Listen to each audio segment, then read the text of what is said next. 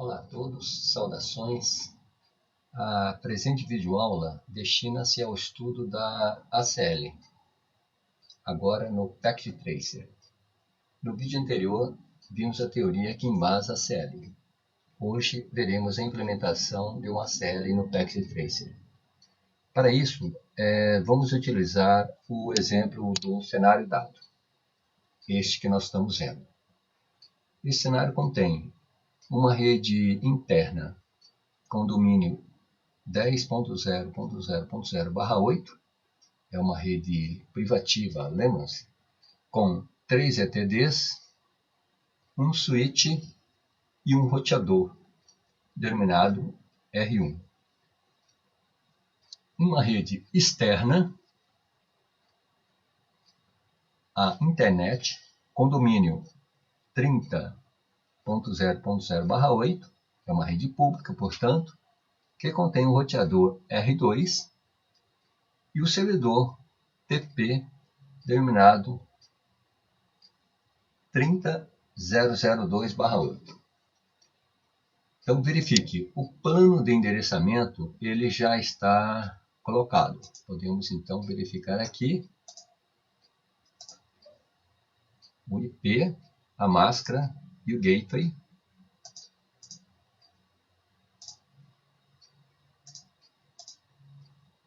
O IP, a máscara e o gateway. E assim, se nós verificarmos todos os outros dispositivos, veremos que o plano de endereçamento foi planejado e foi aplicado nos dispositivos. Vocês verificaram que o gateway da máquina, ela nessa especificamente está 10.0.0.1, não é o último IP válido, fugindo do nosso padrão. Ele é o primeiro. Isso não importa. Normalmente, o gateway é o primeiro IP válido ou o último IP válido. Não é recomendável que seja um intermediário, porque a rede poderá sofrer alterações e você terá que lembrar que determinado IP não poderá ser mexido, pois esse é o gateway da rede local. Então, mais uma vez, verificando aqui no roteador R2, se a gente levar o cursor aqui, a gente pode verificar os nossos IPs das portas FastNet 01 e a serial 000. E aqui o IP do nosso servidor, com a sua máscara e respectivo gateways. Tem uma redezinha que interliga as redes interna e a externa. É a nossa rede WAN de domínio 20.0.0.0/8, que também é uma rede pública. Verifiquem essa rede, então. A rede externa, composta do roteador R2 e do servidor que abriga os serviços, é aquela que a rede interna irá requisitar os serviços. Antes de fazer a configuração da CL, vamos testar a conectividade de todos com todos. Então, podemos verificar aqui nesse roteador, ou melhor, nesta máquina, e vamos pingar, sucesso, cada uma das máquinas.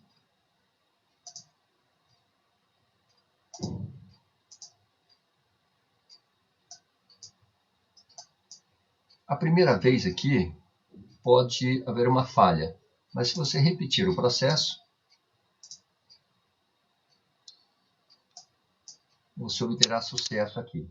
Então verifiquem aqui que houve sucesso. Ou então, você pode vir aqui no servidor, por exemplo, desktop, prompt comando, e dar o ping 10.0.0.3. Verificamos então o roteador. Vejam que a primeira tentativa houve um request timeout não foi bem sucedido, mas a partir da segunda, terceira e quarta fomos bem sucedidos. Dos 4 enviados, tivemos um perdido, 3 recebidos. Se a gente repetir agora o mesmo comando, vamos obter sucesso em todas as nossas tentativas. Enviamos 4, recebidos 4, perdido 0. Então, toda vez que há uma rede onde um protocolo de roteamento é aplicado, a primeira tentativa normalmente falha porque o dispositivo está exatamente fazendo a montagem da tabela de roteamento. Bom, então, podemos verificar aqui que neste roteador, estamos aqui no ambiente de configuração do usuário somente para consulta, com Enable. Vamos entrar no ambiente de configuração do usuário privilegiado, e aqui com o Show Run ou Show Running Config, verificamos então todas as configurações existentes nesse roteador. A palavra More, vamos dar Enter, e verificamos aqui que nós temos os nossos IPs atribuídos às portas, e aqui o nosso roteamento. É o nosso roteamento Router RIP versão 1, aqui, com as redes 10 e as redes 0. Então aqui nós temos a nossa configuração do R1. Se a gente vir aqui na configuração do R2, nós vamos observar a configuração do mesmo e notamos que o roteamento utilizado é o nosso Router RIP. Muito bem. Então, checamos então os nossos IPs, verificamos pelo teste que todos estão falando com todos.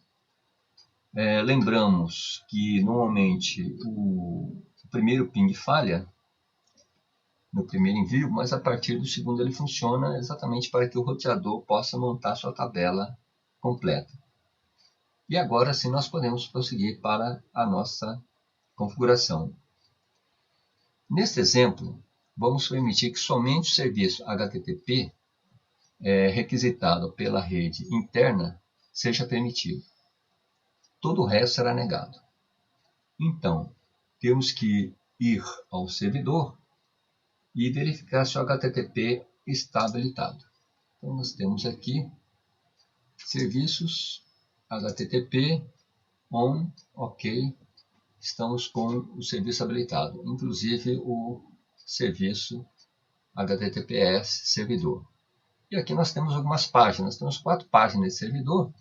Vamos ver aqui o copyright, que então verifique que eu alterei isso aqui, né? Licença de acordo com a da Academia CISPEC 3, vamos pegar isso aqui, vamos apagar isso, vamos salvar isso aqui, vamos verificar a página do Hello World. Olá a todos, muito bem, aqui da imagem, o logo do Packet Tracer, muito bem, e aqui a página inicial index, né? HTML. Muito bem. Ok. Vamos salvar isso aqui. Verificamos o nosso serviço, então, HTTP do servidor. Ótimo. Então, nós podemos provar aqui. Vamos fazer somente um teste, onde nós vamos aqui nesse host. Vamos abrir aqui o browser dele. Vamos digitar o IP do nosso servidor. E nós temos então aqui as nossas páginas disponíveis. Ok?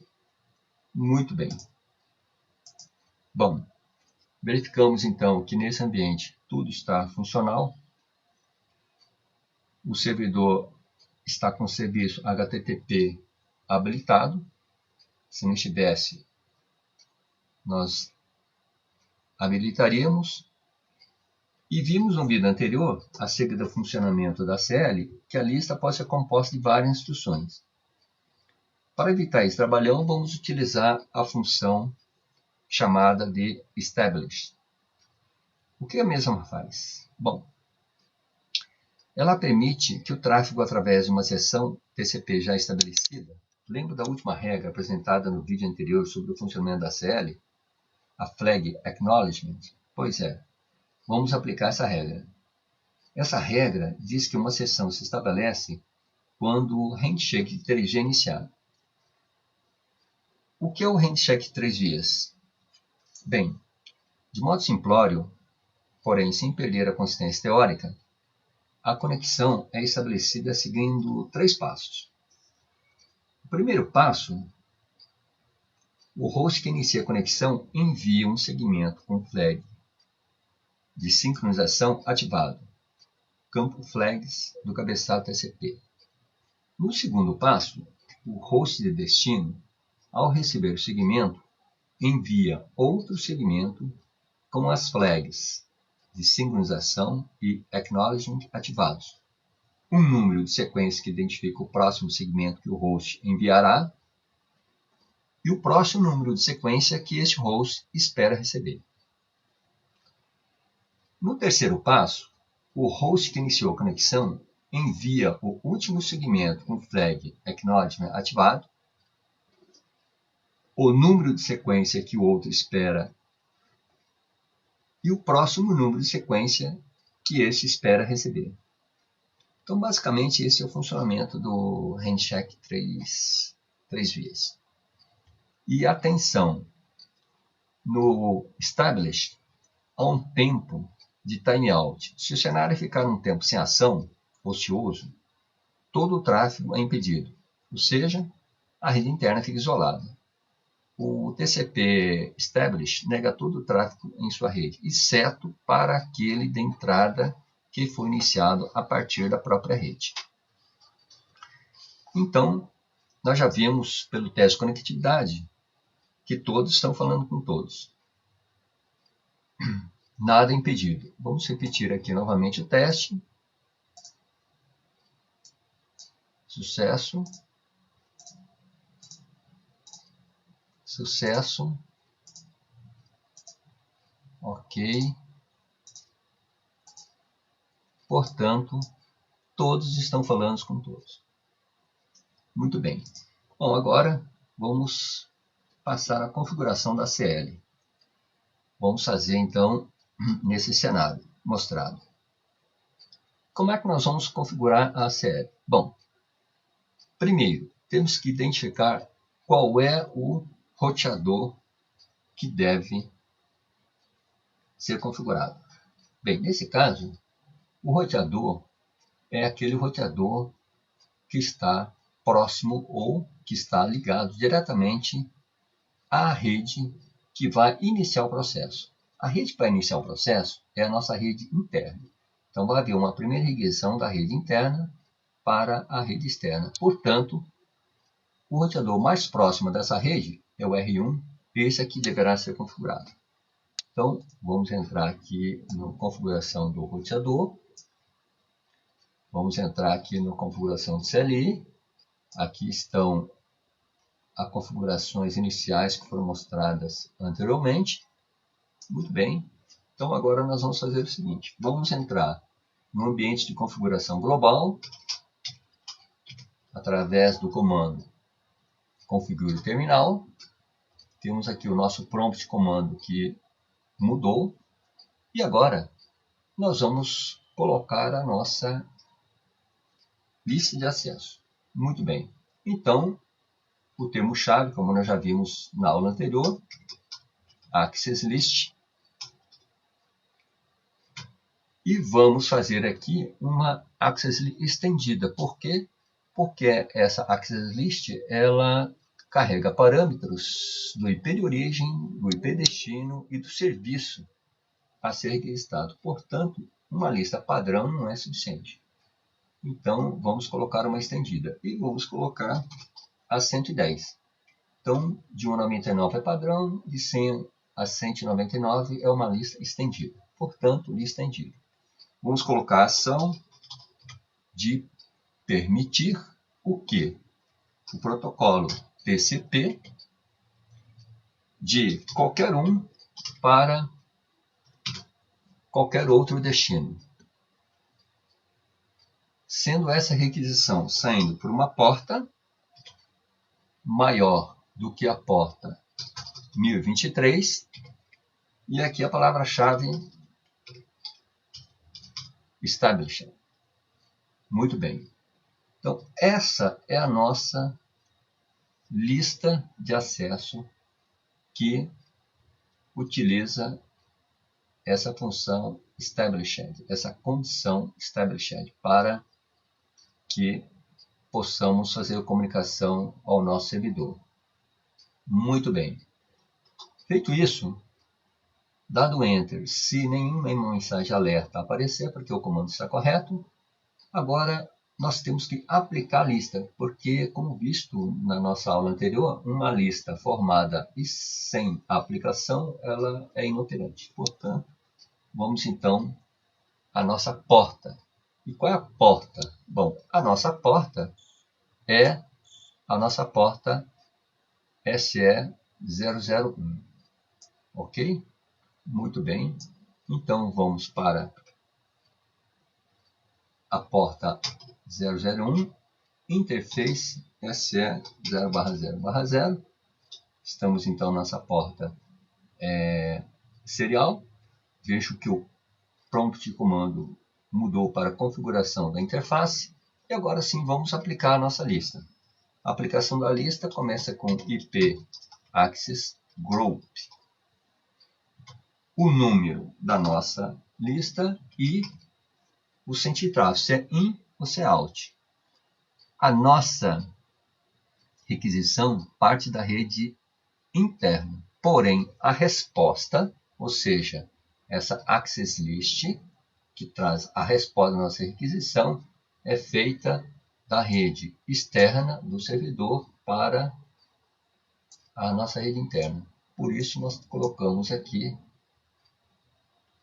IP Access Group 110 in, ou seja, sentido de entrada do tráfego. Muito bem. Feito isso, Enter, End, porque não vamos mais colocar nenhum comando, e o WR. Ótimo. WR, write, para a gente salvar essa configuração. Podemos sair do ambiente de configuração do roteador e agora sim podemos pegar qualquer host aqui da nossa rede interna e vamos então entrar no browser desse nosso host e vamos acessar então. Vejam que aqui 10.004 houve um erro aqui do IP. Vamos corrigir isso aqui. É 30. O 10.004 deu um serviço de conexão não autorizado. Vamos colocar o IP correto. 10.004, que não é o 10.004, que é o 10.002. Tem um request timeout. 10.002, agora sim, nós temos a nossa ACL estabelecida. Aqui nós temos a nossa página de boas-vindas. Aqui nós temos a nossa página da logo. Temos a nossa página aqui do copyright. Ok. Podemos fazer isso também pelo Complex PDU aqui, de qualquer um aqui. Vamos colocar aqui HTTP. Vamos colocar aqui o nosso IP de destino. Porta, qualquer uma porta maior do que aquela 1023 que nós colocamos na ACL, e aqui esse time, um número qualquer. Vamos criar a nossa PDU, e aí, olha, obtivemos sucesso. Novamente, por aqui, temos então o HTTP. Agora estamos usando o Complex PDU. A nossa porta maior que 23. E o nosso tempo aqui, um tempo qualquer para processamento do packet 3. Sucesso. Ou então, por aqui, browser 30002. Temos então a nossa página acessada. Ok. Muito bem. Agora é o seguinte, se demos um ping daqui, desse host 10002 para o servidor, vejam que o ping vai falhar. Falhou o ping. Se dermos um ping do servidor para o 10004, vai falhar também. Se dermos um ping do 003 para o servidor, vai falhar também. Se nós pegarmos um serviço que não seja o nosso HTTP, porta 1024, tempo qualquer,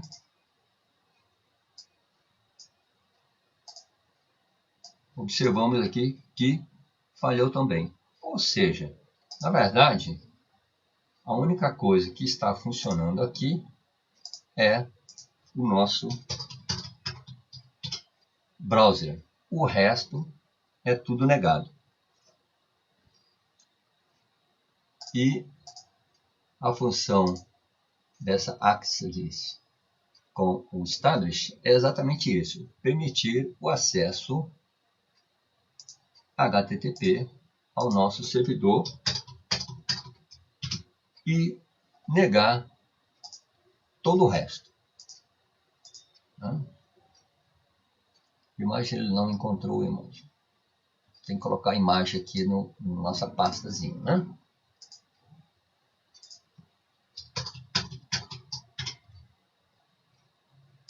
Muito bem. Então, é esta a configuração da Access List Extended com Established. Vimos então que todo o tráfego é negado, a menos que seja estabelecido uma primeira vez a partir da nossa rede interna. Né? E aí fizemos o teste, verificamos sucesso. Fizemos o ping também com sucesso. O sucesso nesse caso do ping é a negação. Muito bem. Agora, muita atenção. Configuramos a rede. Se após a configuração da rede passar os 60 segundos sem que algum dos ETDs da rede interna acesse o browser do servidor, esse serviço vai morrer. Ou seja, tudo ficará impedido. Isso porque o timeout da conexão TCP no Packet Tracer é de 60 segundos. Então você pode fazer essa experiência. Ao passar esse tempo, seu cenário ficará totalmente impedido e terá que refazer a CL no Packet Tracer. Você poderá pensar então, mas isso é inútil, né? Mas não é não. Utiliza-se essa prática para bloquear todo o tráfego da internet para a rede interna, exceto para o tráfego da internet que foi iniciado a partir da própria rede interna. Então, a utilidade dessa regra é essa. Tá? Existe uma configuração de time que determina quanto tempo essa conexão pode ficar aberta e inativa. Passado esse tempo, então, a conexão ela é fechada. E isso nós observamos, né? Quando nós acessamos um browser, nós estamos trabalhando aquele browser, acessando alguma informação, enviando alguma informação, e se nós passarmos um certo tempo com aquele browser aberto, certo tempo inativo, Se nós voltarmos, temos que fazer uma nova conexão com aquele site. E é isso. Isso funciona. Então vamos ver aqui se nós conseguimos acessar novamente aqui desse nosso host 10.0.0.4 o nosso servidor aqui. Olha, continua acessando aqui o nosso servidor, que não passou aquele tempo então do timeout, portanto eu continuo acessando esse serviço aqui. Nesse servidor aqui, se eu der o ping 10.0.0.3, ele não deverá ter acesso. Esse ping será negado, exatamente por essa nossa regra. Então, vamos aguardar aqui a primeira vez. Primeira tentativa, request timeout. Ok, está funcionando. Segunda tentativa.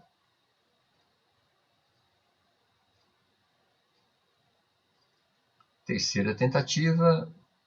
Sempre lembrando que a máquina, toda vez que ela faz qualquer aplicação de um processo qualquer, ela repete 4 vezes, né, o processo, e aí fornece a nossa mensagem. Se for processo de leitura do HD, tenta ler 4 vezes o conteúdo em determinada memória. Se ocorrer sucesso, ou melhor, insucesso, então a máquina dará uma mensagem de erro. Leitura impossível ou acesso impossível. Muito bem, vamos ver aqui se a gente já passou daquele nosso tempozinho.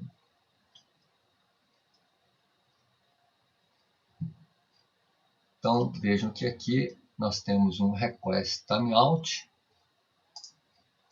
Passamos o tempo suficiente para que essa rede interna ficasse inativa, sem acessar o nosso servidor.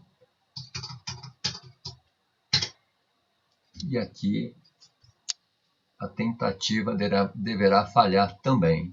Olha, request timeout, como vocês podem observar. Se nós virmos aqui nesse host e aqui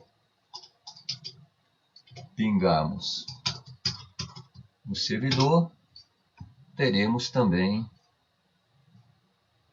insucesso, ou melhor, sucesso na nossa configuração da Access List. Então aqui podem ver que esse host está inalcançável, né? Exatamente pela nossa Access List, controlar o nosso tráfego. E assim verificamos o funcionamento da ACL Established. Isto é tudo. Espero que tenha aproveitado. Bons estudos. Até a próxima.